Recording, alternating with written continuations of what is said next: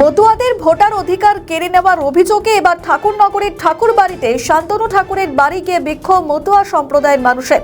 মতুয়া ধর্মাবলম্বী মানুষের অভিযোগ, সিএএ এবং এসআইআর নামে যেখানে মতুয়া ভক্তদের সঙ্গে প্রতারণা করেছেন বিজেপি এবং শান্তনু ঠাকুর, অবিলম্বে তাদের নাগরিকত্ব এবং ভোটাধিকার ফিরিয়ে দিতে হবে, নচেত এই ঘেরাও অভিযান বিক্ষোভ লাগাতার চলবে বলেও হুমকি দেন মতুয়া সম্প্রদায়ের নেতারা। কি দাবি করছেন তারা শোনাবো আপনাদের।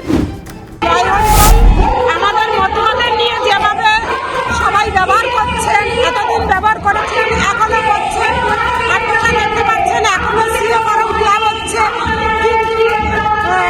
কোর্ট থেকে জানিয়ে দিয়েছেন, সুপ্রিম কোর্ট থেকে যে সিএ করা লাভ করে নাগরিকত্ব যারা পাবে তারপরে তাদের আই কার্ড দেওয়া হবে। আদৌ কি আমরা আই কার্ড পাবো? আর আমাদের কেন্দ্রীয় মন্ত্রী বলেছেন যে 1 কোটি যদি মতুয়া ভোট কাটা যায় তাতে কি অসুবিধা? আপনারা বলুন তো, একটা ভোট কেন কাটবে? সেখানে তো 1 কোটি অনেক দূরত্ব। আমাদের এই ভোট একটাও আমরা কাটতে দেব না। আগেও বলেছি, এখনো বলছি, আমাদের লিগ্যাল ভোট থাকবে। যে ভোটের ভিত্তিতে আপনারা মন্ত্রিত্ব পেয়েছেন সেই ভোটের ভিত্তিতে আজকে যদি আপনারা মন্ত্রিত্ব নিয়ে বসে থাকেন তাহলে এই ভোটটা যদি আনলিগাল হয় আজকের দিনে, তাহলে আপনারও গদিটা আনলিগাল। শান্তনু ঠাকুর সংখ্যাটা কমিয়ে বলেছে, কারণ একটু বেশি বাড়িয়ে বললে মানে বাস্তব যেটা হবে সেই কথাগুলো বললে তার বিরুদ্ধে সে এতদিন যেহেতু বলে গেছে কোনো মতুয়াদের ভয়ের আশঙ্কা নেই, একটি ভোটও মতুয়াদের কাটা যাবে না। এখন বাস্তবে যেটা হতে যাচ্ছে, দেখা যাচ্ছে কয়েক কোটি মতুয়ার নাম বাদ করতে পারে। সেই সংখ্যাটা কিন্তু ও পুরোপুরি বলেনি, বলেছে একটা আংশিক কথা।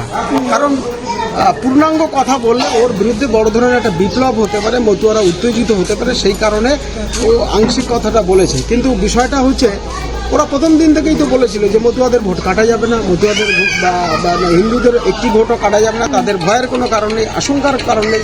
প্রথম থেকেই মিথ্যাচার করে সত্য থেকে আড়াল করে রেখেছে মতুয়ারা, তারা যাতে তাদের ন্যূনতম কাগজপত্র যতটুকু আছে সেটুকু যাতে তারা জোগাড় না করতে পারে। আজকে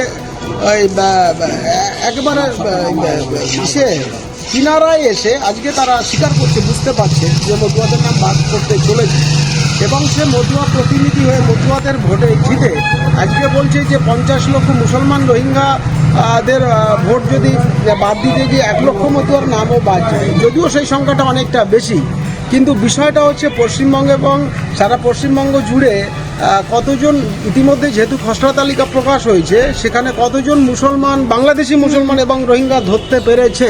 শান্তনু ঠাকুরের কাছে আমরা এই প্রশ্ন করছি, বিজেপির সুকান্ত মজুমদার থেকে শুরু করে যত লিডার আছে যারা এতদিন মিথ্যাচার করে গেছে, তাদের কাছে আমরা বলবো যে আপনাদের ইতিমধ্যে নির্বাচন কমিশন খসড়া তালিকা বের করেছে, সেই খসড়া তালিকার মধ্য দিয়ে আপনারা কতজন বাংলাদেশি মুসলমান এবং রোহিঙ্গা ধরতে পেরেছেন।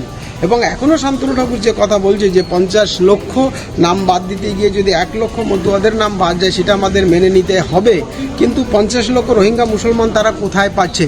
আপনারা দেখেছেন বিহারেও এসআইআর হয়েছিল, সেখানে কয়জন রোহিঙ্গা, কয়জন বাংলাদেশি অনুপ্রবেশকারীকে মুসলমানকে ধরতে পেরেছিল, বের করতে পেরেছিল? পারেনি। পশ্চিমবঙ্গও পারবে না, কিন্তু তারা লাগাতার এখনও এই মিথ্যাচার করেই আছে। আলটিমেট সাপারার কিন্তু হচ্ছে মতুয়া, নমশূদ্র, রাজবংশী, দলিত, আদিবাসী এবং ভাগের বলি সর্বস্তরের মানুষ। এই মানুষগুলো বিপদে পড়বে এবং সেই সত্য কিন্তু আজকে প্রকাশ্যে এসে গেছে। তারই বিরুদ্ধে সংঘাধিপতি মমতা ঠাকুরের নেতৃত্বে অল ইন্ডিয়া মতুয়া মহাসংঘের পক্ষ থেকে শান্তনু ঠাকুরের কাছে আমরা এই প্রশ্নের তিনি যেটা বলেছেন তার উত্তর জানতে চাই এবং জানতে যাব এবং তার বাড়ির সামনে একটা অবস্থান বিক্ষোভ হবে।